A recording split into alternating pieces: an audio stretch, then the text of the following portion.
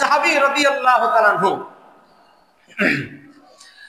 এক সাহাবী নবীজির কাছে শিকায়াত করছে, ইয়া রাসূলুল্লাহ, ইয়া হাবিবাল্লাহ, হুজুর,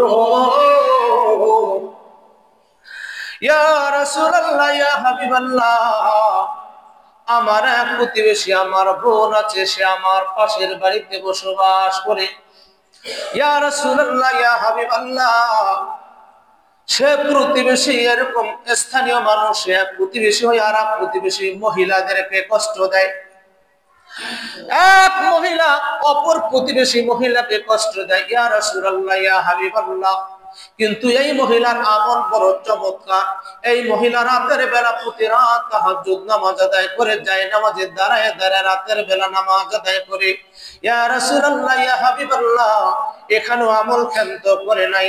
এই মহিলাটা দিনের বেলা প্রতিদিন রোজা রাখে। ইয়া রাসূলুল্লাহ, ইয়া হাবিবাল্লাহ, সন্ধ্যার বেলা হালাল বস্তু দ্বারা ইফতার করে, 5 ওয়াক্ত নামাজ আদায় করে, সব আমল করে, কিন্তু প্রতিবেশীদেরকে কষ্ট দেয়। এদের সম্পর্কে, এনার সম্পর্কে ফয়সালা কি?